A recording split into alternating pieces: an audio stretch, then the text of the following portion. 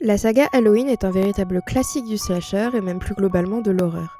Depuis son premier film sorti en 1978, une des figures de proue du cinéma du réalisateur John Carpenter, elle n'a cessé de multiplier les films. Au total, on en compte 13 entre 1978 et 2022, entre suites directes et indirectes, reboots et films non canons. Les storylines prennent des directions totalement différentes d'un film à l'autre. On a ainsi une réécriture du classique propre à chaque réalisateur, plus ou moins éloignée.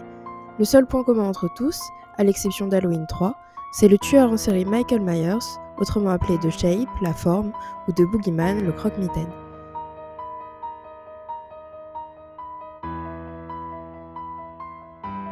Le slasher est un sous-genre du film d'horreur dans lequel un tueur, souvent masqué ou déguisé, tue un groupe, souvent d'adolescents.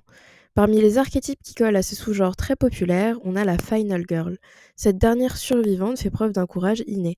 Ici, c'est Laurie Strode, campée par Jamie Lee Curtis dans la majorité des films.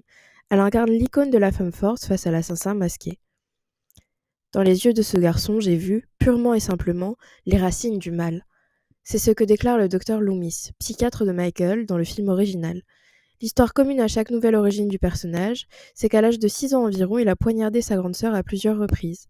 C'est le drame de la petite commune d'Haddonfield. Michael est physiquement déshumanisé, sa démarche est robotique, son visage est recouvert d'un masque blanc qui donne l'impression qu'il n'a pas d'yeux. Il est crédité au générique en tant que The Shape, la forme. Il est comme un fantôme, une figure qui n'existe pas vraiment. Cet aspect vaporeux de Michael Myers renforce ainsi l'idée qu'il est le mal incarné. Au fil des films, on le développe de différentes manières. Alors que certains le voudront totalement insensible et garderont cette déshumanisation, d'autres lui offriront un passé douloureux ou des obsessions affectives. Toutes ces réécritures, l'image de Michael Myers aux yeux de la pop culture, c'est la plus vide, celle en qui on voit les racines du mal.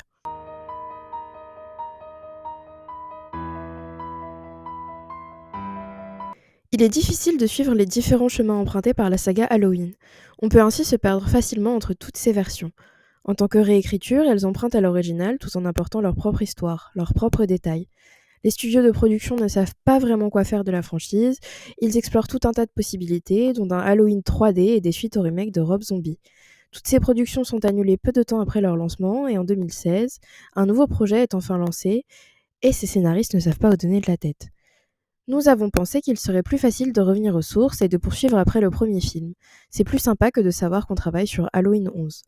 Ce sont les mots du scénariste Danny McBride qui explique à de nombreuses reprises qu'ils ont essayé de réunir tous les films.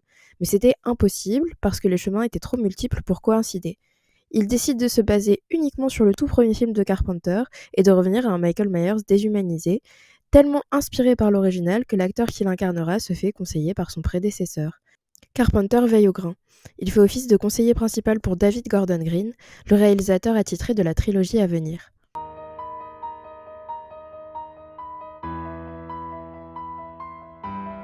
C'est en 2018 qu'on a le droit au sobrement intitulé Halloween qui reçoit un accueil plutôt positif. Si les fans les plus assidus regrettent qu'on efface tout un penchant de la franchise, on aime retrouver Laurie Strode vieillie aux côtés de sa fille et de sa petite-fille.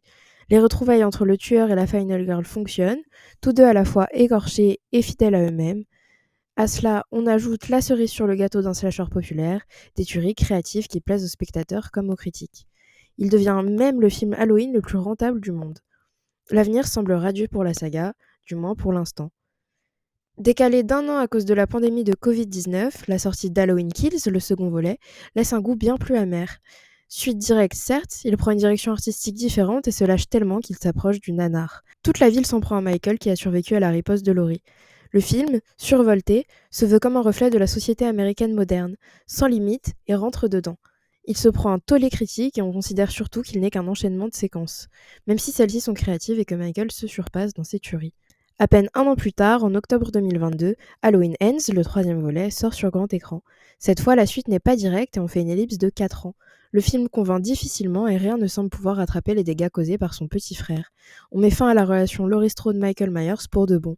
On soulève aussi le discours sur le mal et ses racines sous un angle différent qui pour beaucoup sonne trop cliché. Néanmoins, on ne peut nier que cette réflexion a un véritable intérêt, ne serait-ce que pour l'héritage de la saga Halloween.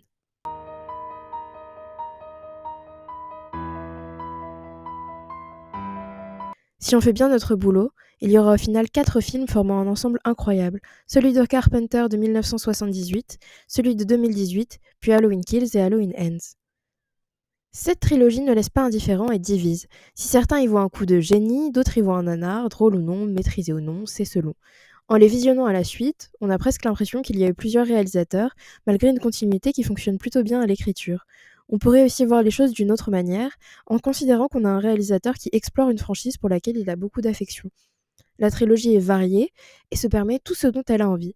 Elle est constituée d'un film d'introduction qui reste dans les codes, d'un second complètement libéré qui les casse, et d'une conclusion douce amère à laquelle on ne peut pas reprocher d'au moins réussir à clôturer correctement l'histoire de Laurie Strode et Michael Myers.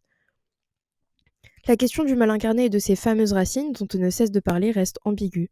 Si 2018 se veut plus proche d'un Michael déshumanisé sur lequel on ne se pose que très peu de questions, à tel point qu'on fait appel à des flashbacks du docteur Loomis, qu'ils explorent une sorte de folie de masse qui s'empare de toute la ville. Hens parle d'une transmission, mais peut paraître flou dans son message. Est-ce qu'il s'agit d'une transmission de paria à paria, d'un ascendant sur une personne plus faible, d'une pâle copie qui ne rattrapera jamais l'original? Chacun peut voir sa propre lecture de la saga Halloween et de sa pagaille de continuité à travers Cory, le protagoniste de la conclusion qui essaye tant bien que mal de prendre la place du croque-mitaine. D'autres questions encore se posent. L'un des reproches les plus adressés à cette saga, c'est qu'elle humanise trop la figure que représente Michael Myers. Mais c'est encore une fois une interprétation assez libre. Kills n'est pas le plus controversé pour rien. Au-delà de son aspect nanardesque, c'est probablement celui qui a le plus de sous-texte. Tout le film, ce sont les habitants d'Haddonfield qui lui donnent une identité qui personnifie le mal. Chacun lui donne, en quelque sorte, le visage qu'il veut. Pendant ce temps, lui continue à tuer à la chaîne. Le mal, abordé sous tous les angles, laisse le pouvoir à l'œil du spectateur.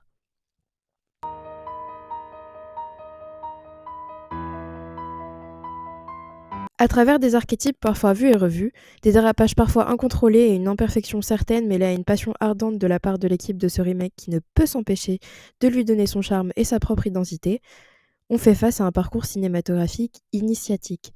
On a l'impression, en fin de compte, que malgré ses erreurs techniques et narratives, la saga s'est exprimée comme elle voulait. C'est maintenant à nous, en tant que spectateurs, de reprendre le flambeau dans notre réflexion face au mal et à comment il est incarné dans cette réécriture, en fonction de notre rapport à la saga originale et de notre propre morale. Les films laissent la pensée libre et ouverte, et ce qui est sûr, c'est qu'ils auront laissé une belle marque dans l'histoire d'Halloween, et du film d'horreur aussi. Merci de m'avoir écouté. Je sais qu'Halloween, c'était il y a quelques jours, mais j'ai demandé sur mes réseaux sociaux si on préférait d'abord Desperate Housewives ou Halloween, et on m'a dit Desperate Housewives. Du coup, Desperate Housewives, pour mon retour sur YouTube, s'est imposé. Mais du coup, voilà, il n'est jamais trop tard pour fêter Halloween, il n'est jamais trop tard pour parler de cette saga qui est absolument fascinante. Merci de m'avoir écouté, à dimanche prochain, bye bye!